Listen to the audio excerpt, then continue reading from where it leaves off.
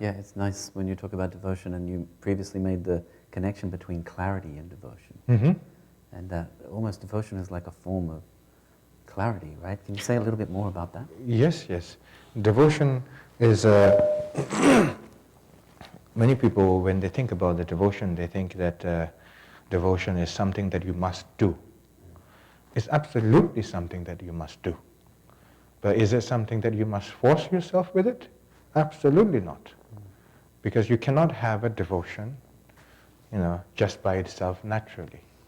Maybe for some individual, like an example, Gambopa hear the word, the name of Milarepa for the first time, then there's a tears, sense of joy beyond control, So like that kind of a circumstance may happen, but please don't consider yourself as one.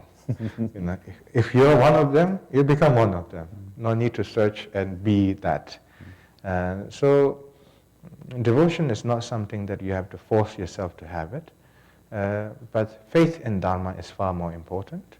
When you have a faith in Dharma, the teachings of the Lord Buddha, and then you reduce the fixation. When you reduce the fixation and the illusion of the attachment, not all of it, but as you progress on reducing it, and then sense of less attachment tend to reveal by itself as that quality reveals. Mm-hmm.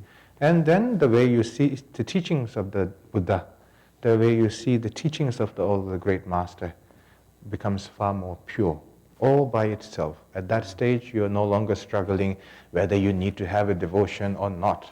Yeah. That doesn't become the part of the question or doubt.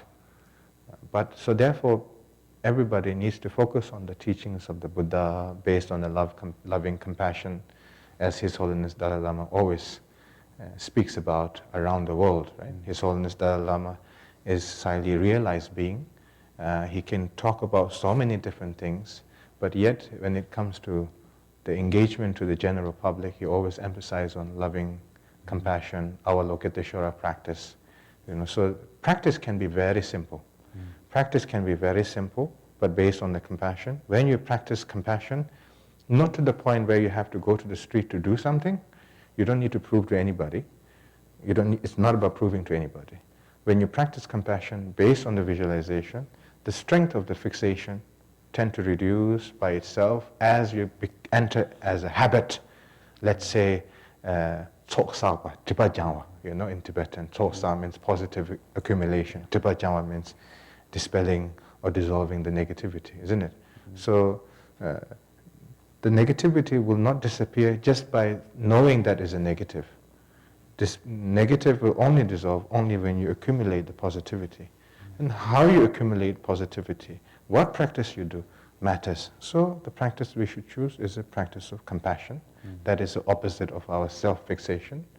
And then when you practice compassion, based on the visualization, not challenging yourself in the real world, okay? My insurance doesn't cover that. So when you develop that compassion based on the visualization again and again, and slowly by slowly, little by little, you are able to resist overwhelming negativity, step by step. As you overcome slowly, and then the clarity in mind tend to develop, and then compassion genuinely becomes your new version of reality, and then also the devotion to the great master, the teachings, far more become accessible to your heart. So faith to the Dharma, then devotion will naturally come. Yes. When it's time. Yes. Of course, you can respect to all the great master. You can receive all the teachings, whether it's from the Nyingma Sacha Gajuge, Luchon, Shampa, whichever the tradition may be. But don't force yourself to be compassionate. Yeah. Practice compassion, and the result will come eventually by itself. And just like that, focus on the clarity of your mind, and then the devotion to the authentic master. You will see it, you will sense it, then you will devote at that time by itself. Very nice.